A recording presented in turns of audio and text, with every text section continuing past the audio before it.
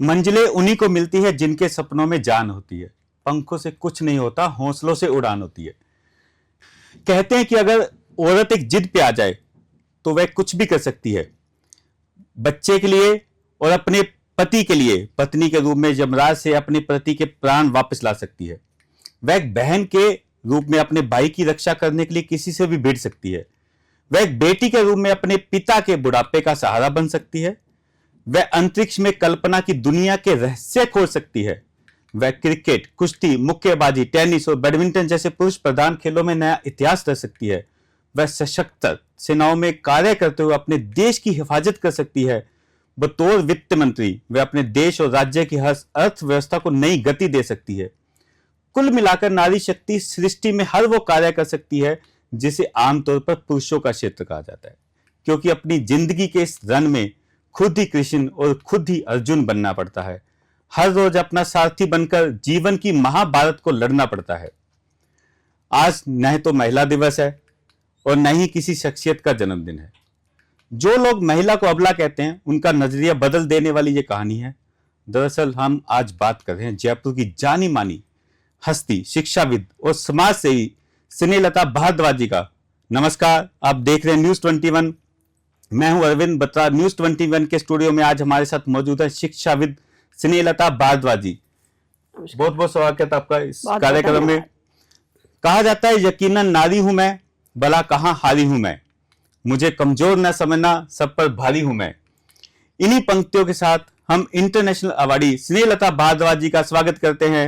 Welcome to our show madam. आपका बहुत बहुत स्वागत है न्यूज 21 में। बहुत बहुत धन्यवाद सर, आपने मुझे यहाँ बुलाया और ये सम्मान दिया उसके लिए।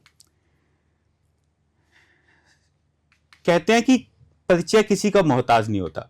श्रीमती स्नेहलता भारद्वाज जी जयपुर की चर्चित शिक्षाविद, ब्लॉगर, मोटिवेशनल स्पीकर, राजनीतिक विचारक होने के साथ साथ सामाजिक कार्यों में लगातार सक्रिय है।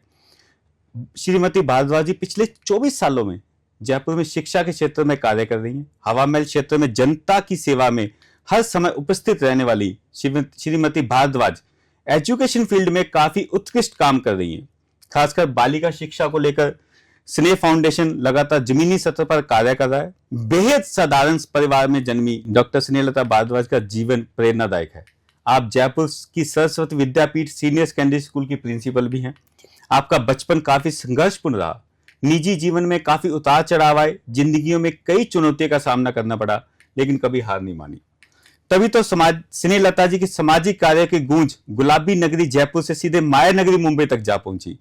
मशहूर बॉलीवुड अभिनेत्री करीना कपूर ने स्नेहलता जी के द्वारा चलाई गई महिला शिक्षा और स्नेह फाउंडेशन की पहल की तारीफ करते एक वीडियो भी जारी किया था। श्रीमती भारद्वाज को बॉलीवुड की मशहूर अभिनेत्री माधुरी दीक्षित द्वारा भी सम्मानित किया गया है। स्नेह फाउंडेशन द्वारा विभिन्न सामाजिक कार्य किए जाते हैं। फाउंडेशन के तत्वाधान में नेत्रहीन विद्यार्थियों के लिए स्वेटर वितरण, सेवा कार्य, वही पर्यावरण को बचाने के लिए आओ हम सब मिलकर पेड़ लगाएं, प्रकृति को सुंदर बनाएं मुहिम भी इनके द्वारा चलाई जाती है। साथ ही निर्जला एकादशी के अवसर पर सभी राहगीरों को मिल्क शेक पिलाया जाता है। और इनकी उपलब्धियां हैं, स्नेहलता भारद्वाज की उपलब्धियां की फहरिस्त काफी लंबी है। आपको शिक्षा और समाज सेवा के लिए कई राष्ट्रीय और अंतर्राष्ट्रीय पुरस्कारों से नवाजा जा चुका है, जैसे कि समाज रत्न, city icon, women of the future award, महिला सशक्तिकरण, बेटी बचाओ बेटी पढ़ाओ, बेस्ट प्रिंसिपल, कम्युनिटी और लीडरशिप अवार्ड, राष्ट्रीय साहित्य अवार्ड इत्यादि। आप कहती हैं कि चुनौतियों से मत डरो, वह जीवन का एक हिस्सा है। तो चलिए जयपुर की जानी मानी शिक्षाविद और समाज सेवी स्नेहलता भारद्वाज जी से सवालत का सिलसिला शुरू करते हैं।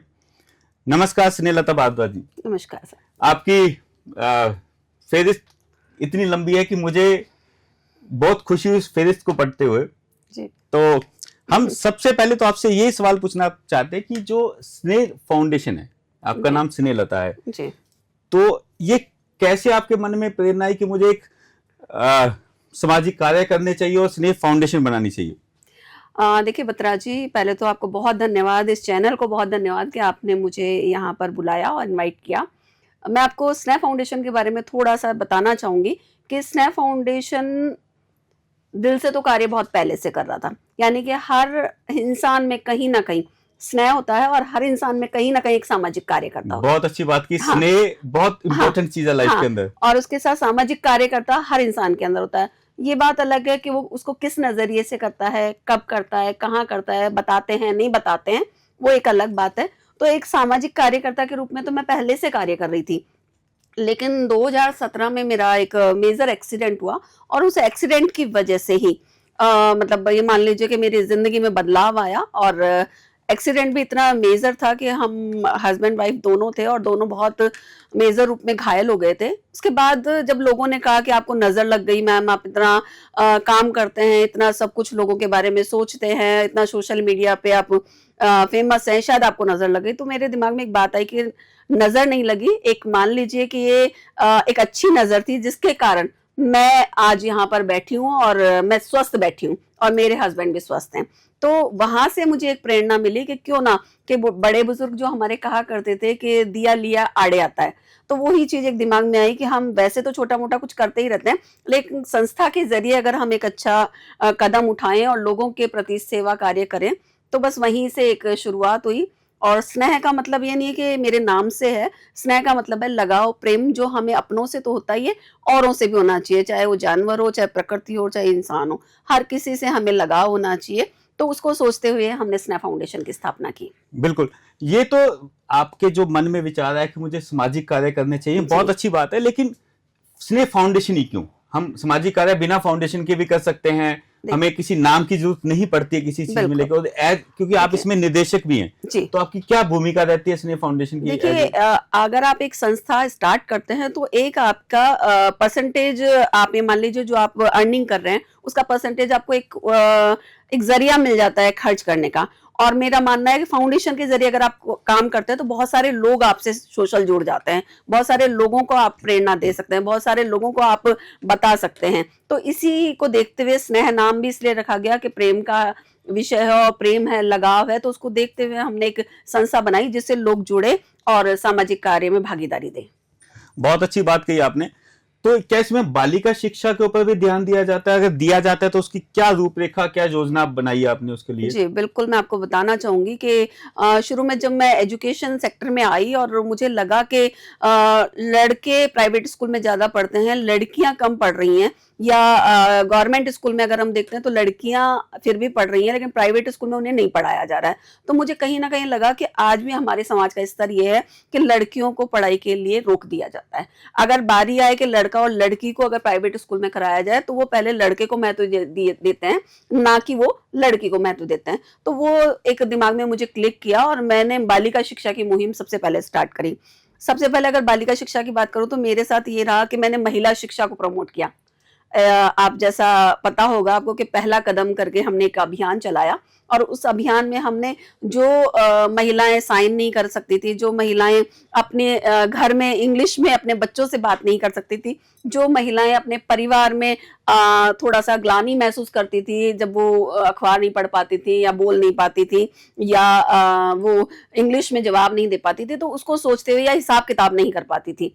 तो ये सब चीजें सोचकर हमने महिला साक्षरता को प्रमोट किया, और पहला कदम जब हमने स्टार्ट किया तो वहां पर हमसे 45 औरतें शुरुआत में जुड़ी, और 45 औरतों ने हमारे साथ जुड़कर मतलब मैं एक स्नेह फाउंडेशन की उपलब्धि मानूंगी उसे, कि उन महिलाओं ने बैंक में जाके अपने फॉर्म भी भरे, उन्होंने अपने बच्चों को ये करके भी दिखाया कि आप पढ़ रहे हैं स्कूल में, हम भी पढ़ सकते हैं। वो अपने बच्चों के लिए प्रेरणा बनी, वो अपने परिवार के लिए प्रेरणा बनी, और एक बहुत अच्छा वातावरण जो था वो हमारा पहला कदम का रहा, और उसके बाद धीरे धीरे धीरे इसकी संख्या बढ़ती गई।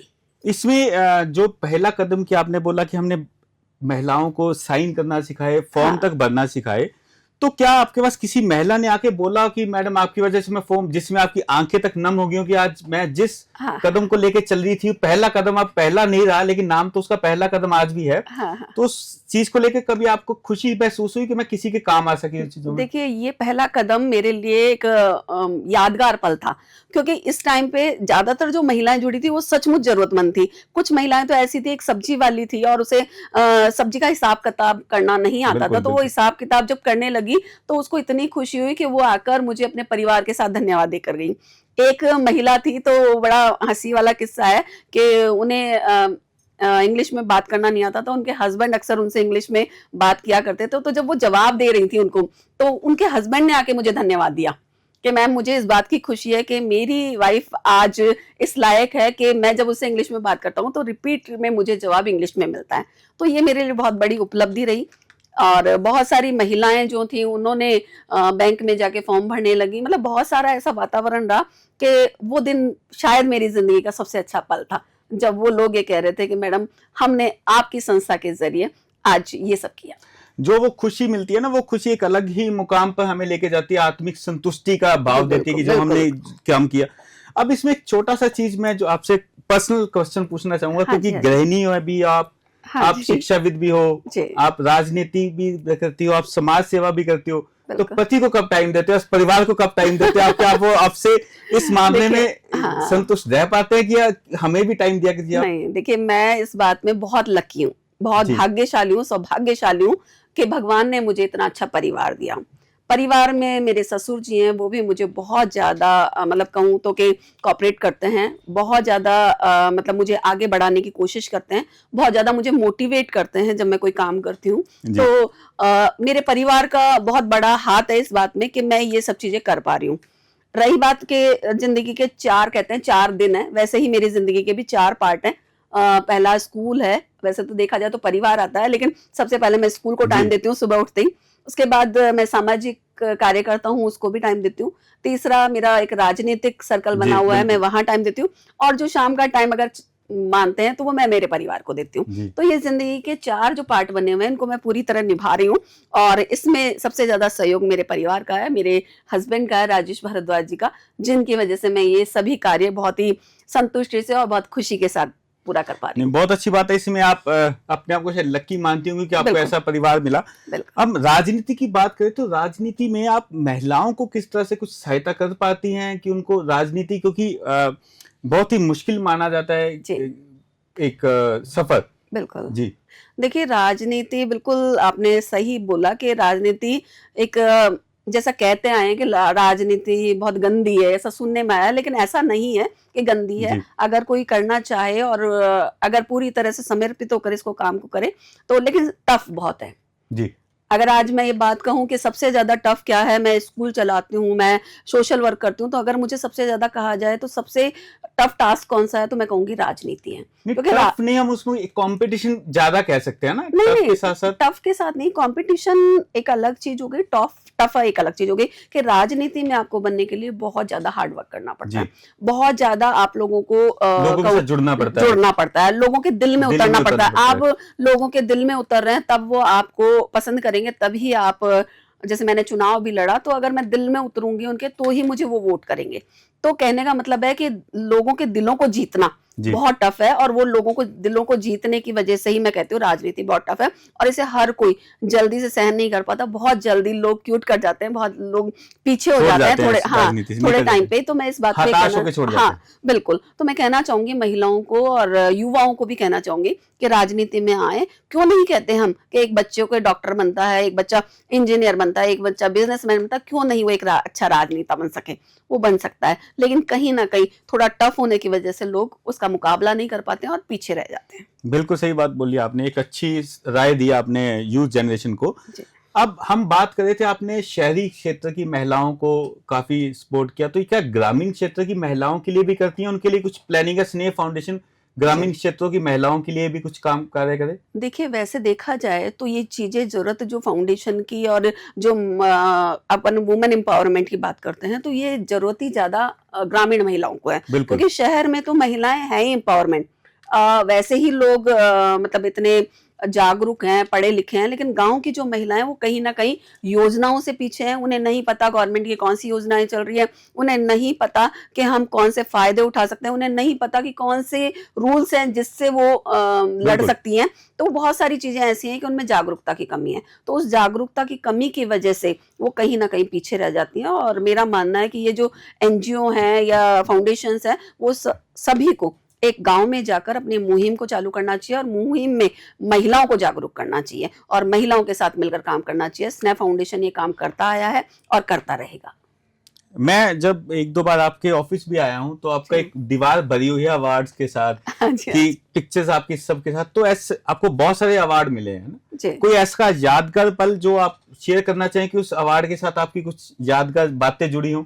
देखिए वैसे तो सारे ही अवार्ड मेरे लिए बहुत ज्यादा मायने रखते हैं। आज मैं यहाँ आई हूँ तो मेरे लिए ये भी अवार्ड है कि आपने मुझे बुलाया, ये सबसे बड़ा अवार्ड है जी कि आज अगर मुझे आप यहाँ बुला रहे हैं और सम्मान दे रहे हैं। ऐसे बहुत सारे अवार्ड हैं, लेकिन सबसे पहला अवार्ड मुझे इसलिए याद है कि मेरी खुशी का ठिकाना नहीं रहा था। दो अवार्ड ऐसे रहे, एक तो पहला, क्योंकि पहला जब अवार्ड मिलता है तो आपको बहुत सारी एक्साइटमेंट बिल्कुल रहता है, बिल्कुल बहुत सारी खुशी रहती है, कौन सी साड़ी पहनूंगी, कौन से कहाँ जाऊंगी, कैसे बोलूंगी, मतलब बहुत सारी। तो एक समाज रत्न मुझे एक अवार्ड मिला था, जी उस टाइम पे मुझे बेहद खुशी थी।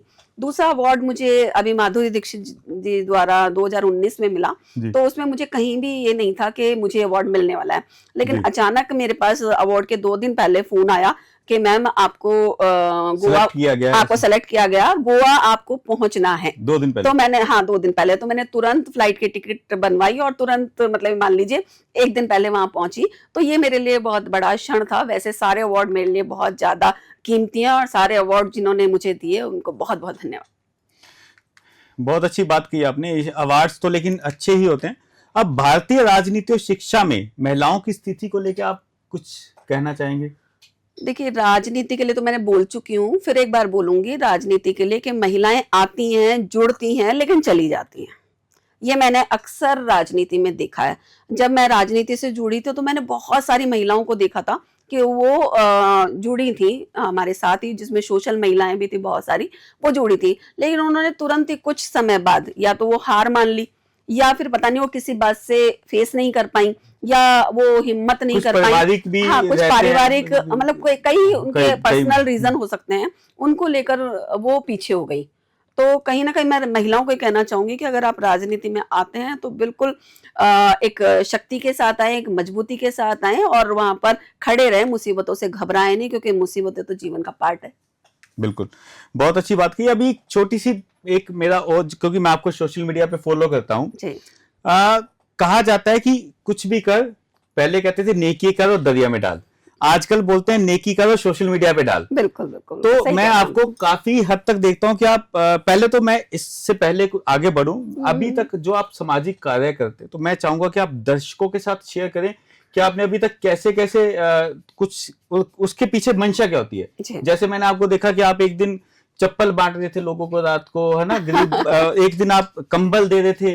तो पहले तो इनके पीछे क्या सोच आती है कि मुझे ये चीज से इनका भला होगा? बिल्कुल, देखिए मैं वो काम करती हूँ जहाँ मुझे संतुष्टि मिलती है। मेरे फाउंडेशन में कोई भी ऐसी प्रोफेशनल कॉमर्शियल एक्टिविटी नहीं होती है। जहाँ मुझे लगता है कि मुझे संतुष्टि मिल रही है, जहाँ मुझे लगता है मैं किसी की सेवा कर सकती हूँ, वहाँ मैं सेवा करती हूँ। मैं एक माँ भी हूँ, तो मुझे बच्चों के लिए भी लगता है कि उनके लिए मैं कुछ करूँ। मैं एक सोशल वर्कर हूँ, तो मुझे लगता है कि मैं सभी के लिए कुछ करूँ। मैं एक शिक्षाविद हूँ, तो मुझे लगता है स्टूडेंट्स के लिए कुछ करूँ। तो ये सब चीजें सोचकर मुझे ऐसा लगता है कि जहाँ मुझे, जैसे मुझे अगर मौका मिलता है, उस मौके को मैं जाने ना दूं। अभी जब हम सोशल मीडिया की इससे पहले बात कर रहे थे, कि दोबारा से मैं क्वेश्चन रिपीट कर देता हूँ कि पहले कहते थे नेकी करो दरिया में डाल, आजकल कहते हैं कि नेकी करो सोशल मीडिया पे डाल। मैं समझ रही हूँ आपके तो कुछ लोग ये भी सुनने में आता है कि सोशल मीडिया पे डालने के लिए बोलते हैं कि अरे देखो दिखावा कर रहे हैं, है ना। जब हम सोशल मीडिया पे दिखाते हैं कि हमने कुछ बांटा, देखो बांटे तो 2 हैं, दिखाते ज्यादा हैं, राइट। या फिर ये कहते हैं कि जब आपको, क्योंकि पहले कहा जाता था कि अगर आप दाहिने हाथ से दान करते तो बाएं हाथ को नहीं पता लगना चाहिए, लेकिन मोबाइल तो हम बाएं हाथ से पकड़ते हैं, राइट। चलाने तो अब हमें दाएं बाएं दोनों से पड़ता है। तो इसके, क्योंकि मैं इस बारे में बिल्कुल मैं इस बारे में बिल्कुल एग्री भी करता हूँ कि सोशल मीडिया से शायद हम लोगों से कनेक्ट कर पाते हैं। तो मैं इसमें आपकी राय जानना चाहूंगा, थोड़ा सा डिटेल में जानना चाहूंगा। देखिए आप ये एंकर, मैं बनती हूँ 1 सेकंड के लिए। पहले तो आप ये बताइए कि मुझे आप कैसे जानते हैं? मैं सोशल मीडिया से जानता हूँ आ गई बात। आपकी सारी चीजें। सबसे अगर मेन इंपॉर्टेंट बात पे आया जाए तो ये बताइए कि आप मुझे जानते हैं सोशल मीडिया से, आप मेरे काम को जानते हैं सोशल मीडिया से। आज आपने अगर मुझे बुलाया है तो सोशल मीडिया पे मेरे काम को देखकर, आज अगर आप मेरे अवार्ड की तारीफ कर रहे हैं, मेरी तारीफ कर रहे हैं, तो सोशल मीडिया के जरिए से।